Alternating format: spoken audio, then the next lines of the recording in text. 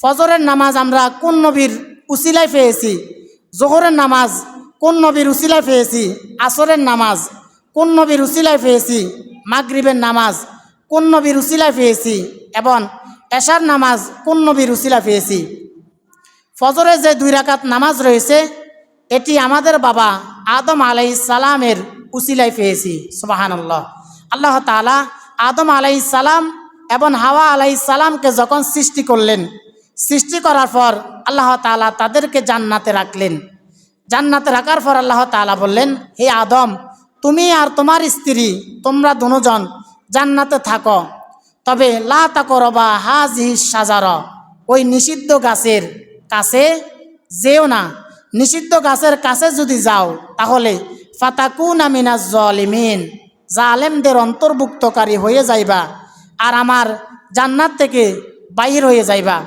আল্লাহ তাআলা যখন আদম আলাইহিস সালাম এবং হাওয়া আলাইহিস সালামকে জান্নাতে রাখলেন, রাখার পর কিছুদিন যাওয়ার পর ফাওয়াসওয়াসা লাহুমাশ শাইতান, শয়তান আদম আলাইহিস সালাম এবং হাওয়া আলাইহিস সালামকে ধোঁকা দিলেন।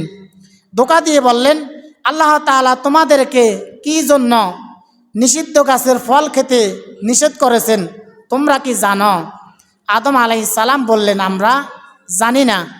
ইবলিস তখন বললেন, আল্লাহ তাআলা তোমাদেরকে এই জন্য নিষেধ করেছেন, তোমরা যদি নিষিদ্ধ গাছের ফল খাও তাহলে ফাতাকুনা মিনাল খালিদিন, জান্নাত চিরস্থায়ীভাবে তোমাদের নামে লেখা হয়ে যাবে। অর্থাৎ ইবলিস আদম আলাইহিস সালামকে উল্টা বুঝিয়ে নিষিদ্ধ গাছের ফল খাওয়ালেন।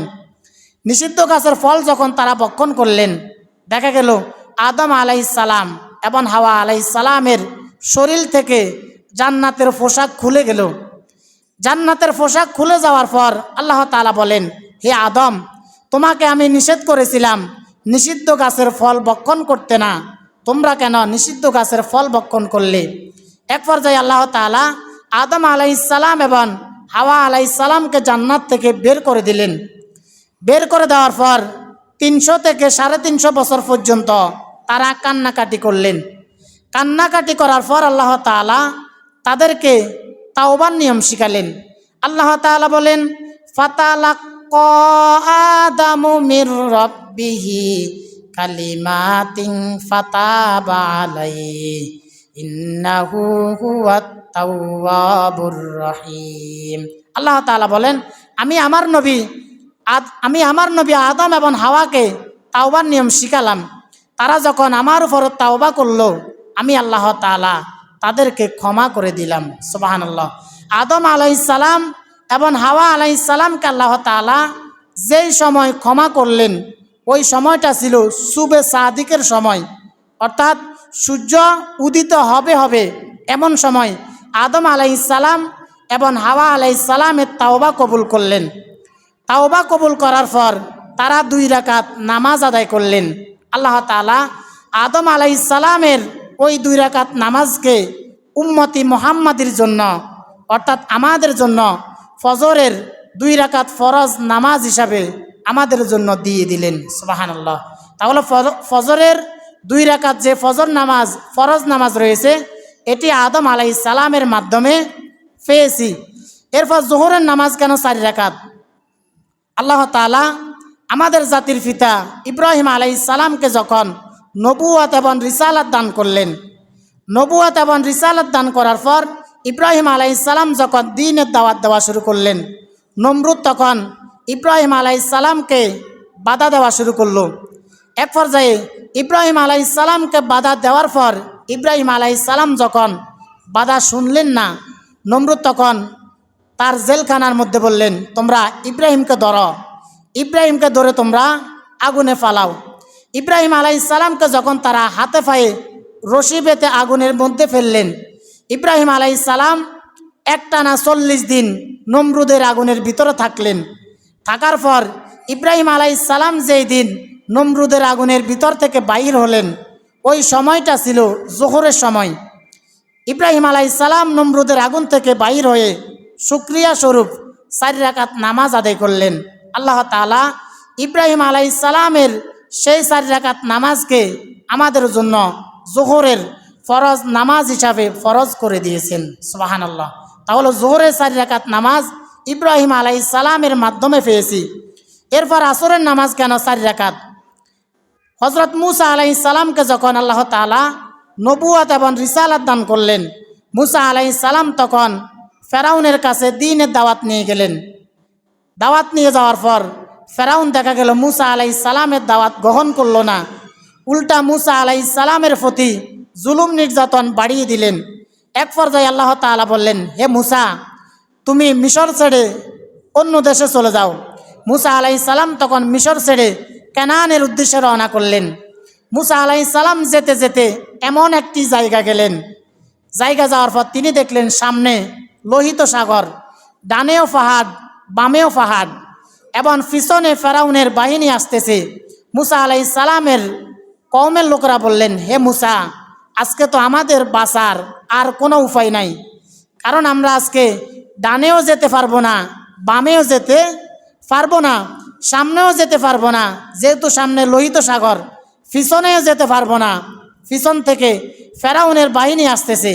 মুসা আলাইহিস সালামকে আল্লাহ তাআলা তখন বললেন, কাল্লা ইন্না মাইয়া রব্বি সায়াহদিন, কখনো নয়, নিশ্চয় তোমাদের রব আল্লাহ তোমাদের সাথে আছেন আর তিনি তোমাদেরকে সাহায্য করবেন। সুবহানাল্লাহ।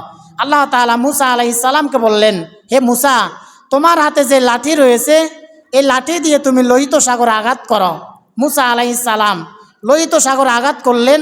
আল্লাহ তাআলার সাথে সাথে লোহিত সাগরের মধ্যে 12টি রাস্তা বানিয়ে দিলেন। সুবহানাল্লাহ। মুসা আলাইহিস সালাম 12টি গোত্র ছিল তার, 12টি গোত্র নিয়ে 12টা রাস্তা দিয়ে লোহিত সাগর পার হয়ে গেলেন। এমন সময় ফেরাউন তার বাহিনী নিয়ে আসলেন। ফেরাউন আসার পর যখন লোহিত সাগরের মাঝ বরাবর গেলেন, আল্লাহ তাআলা তখন লোহিত সাগরের পানিকে অর্ডার করলেন। আল্লাহ তাআলা বললেন, হে লোহিত সাগরের পানি, আমি তোমার সেই রব, তোমাকে অর্ডার করেছিলাম তুমি আমার নবী মুসার জন্য রাস্তা হয়ে যেতে। আমার অর্ডার পেয়ে তুমি আমার নবী মুসার জন্য রাস্তা হয়ে গিয়েছিলা। আমি তোমার সেই রব, তোমাকে আবার অর্ডার করলাম, তুমি আবার আগের মতো মিশে যাও। আল্লাহ তাআলা যখন পানিকে অর্ডার করলেন, দেখা গেল লোহিত সাগরের পানি দোনো দিক থেকে যখন রাস্তা বন্ধ হয়ে গেল, ফেরাউন এবং তার সৈন্যবাহিনীরা লোহিত সাগরে পানি খেতে খেতে তারা শেষ হয়ে গেলেন। সুবহানাল্লাহ। মুসা আলাইহিস সালাম যখন লোহিত সাগর পার হয়ে গেলেন, ফাসাবাহু মুসা শুকরা, মুসা আলাইহিস সালাম শুকরিয়া স্বরূপ 4 রাকাত নামাজ আদায় করলেন। আল্লাহ তাআলা মুসা আলাইহিস সালামের সেই 4 রাকাত নামাজকে আমাদের জন্য আসরের নামাজ হিসাবে ফরজ করে দিলেন। সুবহানাল্লাহ। এরপর মাগরিবের নামাজ কেন 3 রাকাত? মাগরিবের নামাজ কেন 3 রাকাত? হযরত ইউসুফ আলাইহিস সালাম তিনি একটানা 10 বছর জেলে ছিলেন। 10 বছর থেকে ইউসুফ আলাইহিস সালাম যখন বাহির হলেন, ওই সময়টা ছিল মাগরিবের সময়। ইউসুফ আলাইহিস সালাম জেলখানা থেকে বাহির হয়ে 3 রাকাত নামাজ আদায় করলেন। আল্লাহ তাআলা ইউসুফ আলাইহিস সালামের সেই 3 রাকাত নামাজকে আমাদের জন্য মাগরিবের নামাজ হিসাবে ফরজ করে দিলেন। সুবহানাল্লাহ। সর্বশেষ এশার নামাজ কেন 4 রাকাত? এশার নামাজ কেন 4 রাকাত? হযরত ঈসা আলাইহিস সালাম পৃথিবীতে একমাত্র একজন নবী মৃত্যুবরণ করেন নাই, তিনি হচ্ছেন হযরত ঈসা আলাইহিস সালাম। ঈসা আলাইহিস সালাম যখন দাওয়াতি কাজ করা শুরু করলেন, দেখা গেল ঈসা আলাইহিস সালামের কওমের লোকেরা ঈসা আলাইহিস সালামকে মারার জন্য পিছন থেকে আক্রমণ করা শুরু করলেন। ঈসা আলাইহিস সালাম যেতে যেতে একটি ঘরে ঢুকে গেলেন। ঢুকে যাওয়ার পর আল্লাহ তাআলা ওই ছাদ বিশিষ্ট ঘরকে আল্লাহ তাআলা উপর দিয়ে ছাদ ছিদ্র করে ঈসা আলাইহিস সালামকে প্রথম আসমানে দ্বিতীয় আসমানে নিয়ে গেলেন। নিয়ে যাওয়ার পর কিছুক্ষণ পর তারা দরজা ভেঙে তারা সবাই ঘরে প্রবেশ করলেন। ঘরে প্রবেশ করার পর তারা দেখলেন, সর্বপ্রথম তাদের মধ্য থেকে যেই ব্যক্তি ঘরে প্রবেশ করলেন, আল্লাহ তাআলা ওই ব্যক্তির চেহারাকে ঈসা আলাইহিস সালামের চেহারায় রূপান্তর করে দিলেন। যখন তারা ঈসা আলাইহিস সালামের চেহারার ওই লোকটাকে দেখলেন, তখন তারা ঈসা আলাইহিস সালাম মনে করে তারা তাদের নিজের লোককে মেরে ফেললেন। মেরে ফেলার পর আল্লাহ তাআলা ঈসা আলাইহিস সালামকে আসমানে নিয়ে গেলেন। আসমানে নিয়ে যাওয়ার পর ঈসা আলাইহিস সালাম শুকরিয়া স্বরূপ 4 রাকাত নামাজ আদায় করলেন। আল্লাহ তাআলা ঈসা আলাইহিস সালামের সেই 4 রাকাত নামাজকে আমাদের জন্য এশার নামাজ হিসাবে ফরজ করে দিলেন। সুবহানাল্লাহ। তাহলে 5 ওয়াক্ত নামাজ 5 জন নবীর উসিলা পেয়েছি। ফজরের 2 রাকাত নামাজ আদম আলাইহিস সালামের উসিলা পেয়েছি। জোহরের 4 রাকাত নামাজ হযরত ইব্রাহিম আলাইহিস সালামের উসিলায় পেয়েছি। আসরের 4 রাকাত নামাজ হযরত মুসা আলাইহিস সালামের উসিলায় পেয়েছি। মাগরিবের 3 রাকাত নামাজ হযরত ইউসুফ আলাইহিস সালামের উসিলায় পেয়েছি। আর এশারের 4 রাকাত